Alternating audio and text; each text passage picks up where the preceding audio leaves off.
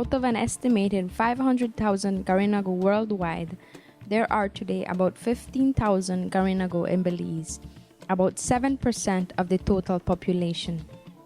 In Guatemala, there are an estimated 4,000 Garinagu, and in Honduras, the population is around 300,000.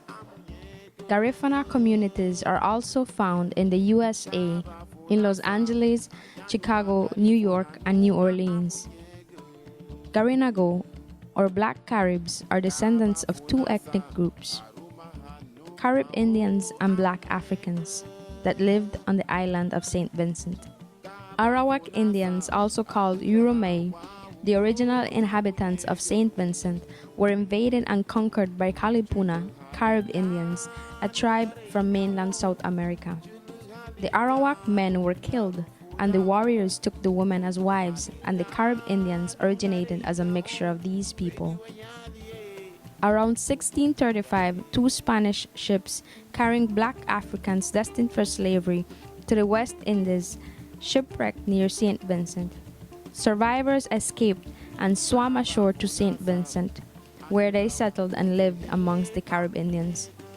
Over the next 150 years, the two groups intermixed, and the Garinagu ethnic group, also called Black Caribs, was formed. From Roatan, the Black Caribs migrated to the mainland of Honduras through Rio and settled along the Caribbean coast of Belize, then British Honduras, Guatemala, Honduras, and Nicaragua. According to the legend, the first Garinagu arrived in British Honduras on November 19, 1802. Today, this day is a national holiday, and the arrival of the Garinagu is celebrated all over Belize with drumming, dancing, and pageantry in Garinagu communities. Dance is an integral part of the Garifuna culture.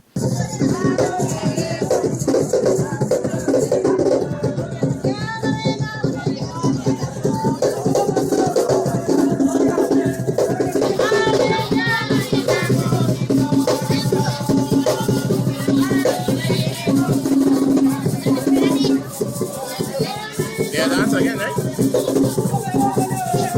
Now you tell make the dance again.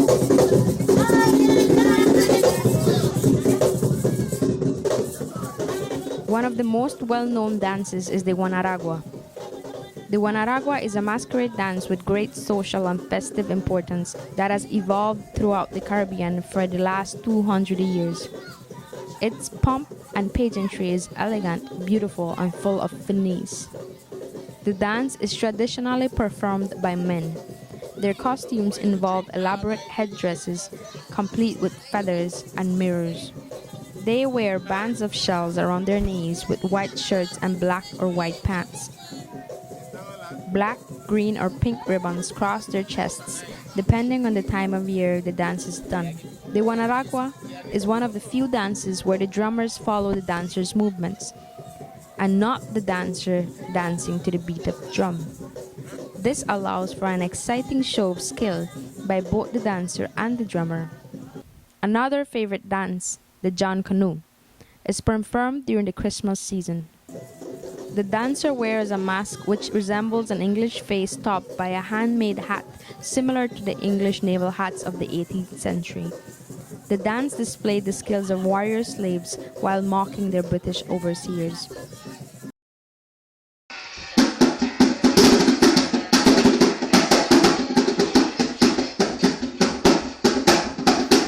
The importance of the drum in Garifuna music is another similarity to their African influence. Garinagu music relies heavily on the drum, and in many instances their music is dictated by it. Oftentimes, a particular drum style will call for two drummers, except for sacred music, which usually uses three. Typically, one drummer will play a fixed, consistent pattern. This drummer is usually called the segundo player.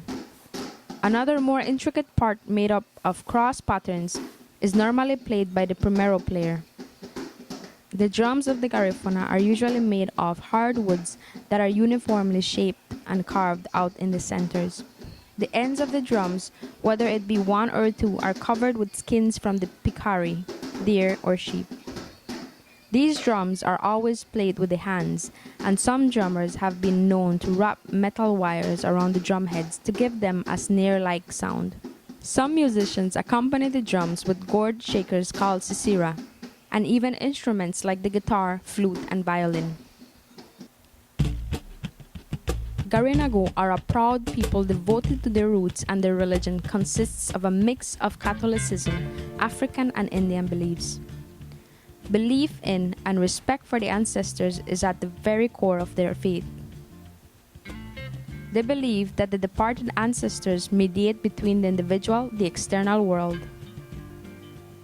If a person behaves and performs well, then he will have good fortune.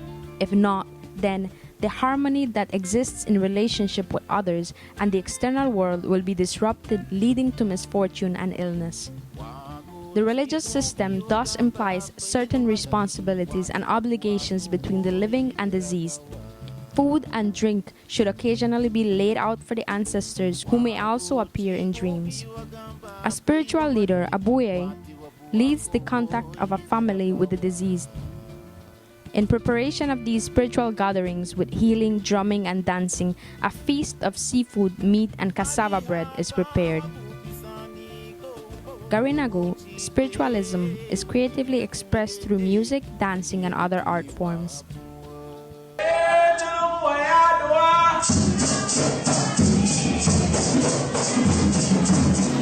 The Garinagu culture has fostered many talented painters, musicians, and craftsmen. Art and handicraft play an important part in the documentation and preservation of the colorful and unique Garinagu culture. The drum or basket maker's traditional handicraft tells an important part of the Garinagu story. This is one of the reasons it is so important to pass on handicraft skills to coming generations. Similarly, the artist's painting documents life of the Garinagu through times. Traditional Garinagu foods are based around fish, chicken, cassava, banana, and plantains. Most of the meals are rich and hearty. One of the staples of the diet is cassava. Cassava is made into a bread, a drink, a pudding, and even a wine. The cassava bread is served with most meals. The process of making the bread is very labor-intensive and takes several days. Hudut is a very common traditional meal. Hudut consists of fish cooked in a coconut broth called sere and served with mashed plantains or yams. Darasa is the Garinagu version of a tamales made with green bananas. It can be made either sweet or sour. The foods are very labor-intensive and used to be cooked over an open fire hearth.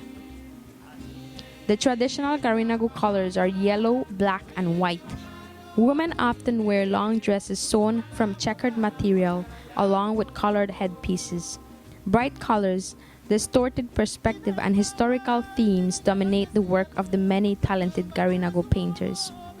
Anthropologists recognize the Garinagu as a product of voluntary assimilation, which indicates the peaceful creation of this new ethnic group, but the ensuing years of searching for a homeland saw very little peace for the Garinagu.